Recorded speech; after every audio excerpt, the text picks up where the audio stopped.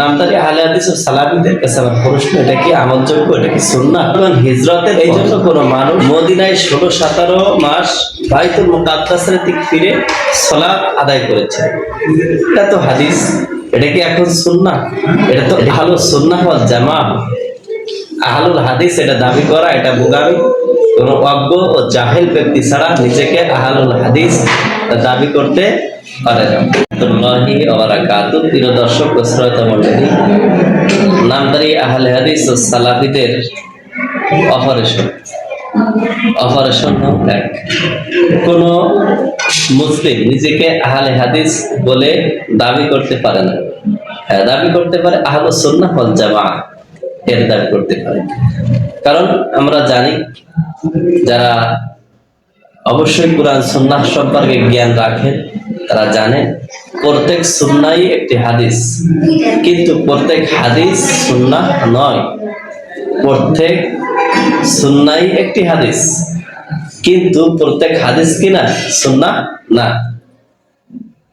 এর কয়েকটি উদাহরণ আমি আপনাদের সামনে পেশ করব।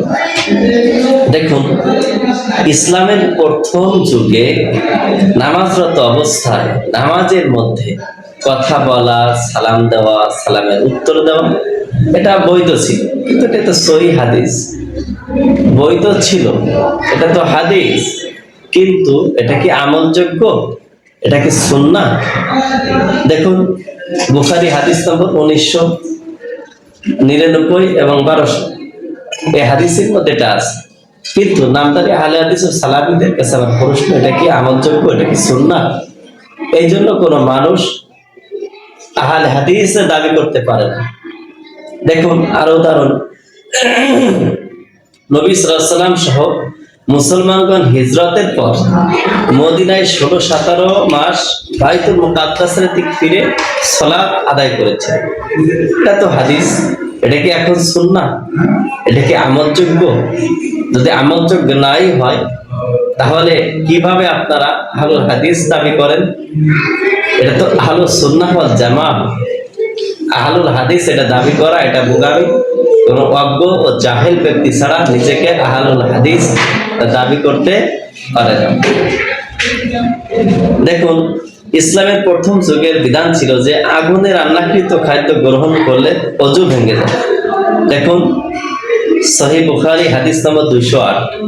তাহলে আহলুল হাদিস ভাইরা, আপনারা বুখারীর এই হাদিসগুলা আপনারা কি অমান্য করতেছেন, প্রত্যাখ্যান করতেছেন? নিজেদের বিরুদ্ধে গেলে এটা হাদিস কি অগ্রহণযোগ্য হয়ে যায়, জাল হয়ে যায়? তাহলে বুখারীর হাদিস কি জাল? যদি বুখারীর হাদিস জাল না থাকে, তাহলে আসুন আমাদের এক কথার পরে কোন মুসলিম নিজেকে আহলুল হাদিস দাবি করতে পারে না, আহলুস সুন্নাহ ওয়াল জামাআহ দাবি করতে পারে। এবং প্রত্যেক সুন্নাহ একটি হাদিস, প্রত্যেক হাদিস একটি সুন্নাহ নয়।